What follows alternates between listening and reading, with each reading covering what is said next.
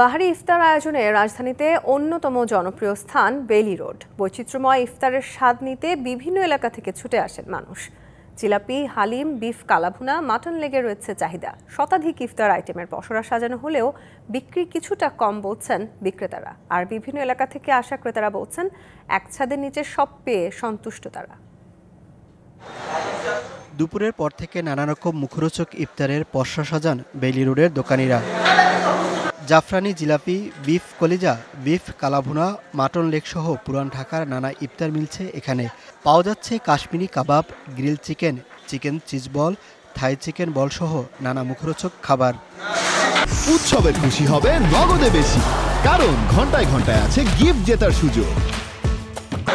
বিভিন্ন এলাকা থেকে আসা ক্রেতারা বলছেন পুরান ঢাকার ইফতার সামগ্রী বেইলি রোডে পাওয়ায় তাদের সুবিধা হচ্ছে, যে কারণে দাম ছাড় দিতে আপত্তি নেই তাদের। মূলত এখানে ইফতারি মান মোটামুটি ভালো, কিন্তু পণ্যের দামটা একটু বেশি হয়ে গেছে আমাদের জন্য। স্লাইটলি বেশি, অত বেশি না, গত বছরের মতোই। গত বছরটা আইটেম অনেক বেশি আছে, পুরান ঢাকা যা পাওয়া যায় এখনও তাই দেখতেছি, অনেকগুলো আইটেম। আমি কিছু আইটেম নিলাম। বাসায় সবসময় তৈরি হয়, মাঝে মধ্যে বাচ্চারা যখন বলে বাহিরের ইফতারি খাবো, তখন এসে বাহিরের ইফতারি নেই। এটা ওভারঅলে গত বছরের মতোই ওনাদের।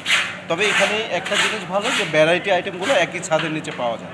বিক্রেতারা বলছেন মানসম্মত খাবার ও দাম ক্রেতার নাগালেই রাখছেন তারা। আছে বিক্রি কম হবার আক্ষেপ।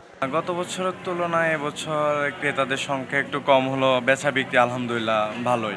পুরান ঢাকা যেগুলো পাওয়া যায় আমাদের এখানে এগুলো পাওয়া যায়। অনেকগুলো আইটেম আছে, কাশ্মীরি কাবাব, তার হচ্ছে চিকেন তান্দুরি, বিফ শিক, হারিয়ালি, রেশমি, তারপর হচ্ছে দেশি টিক্কা।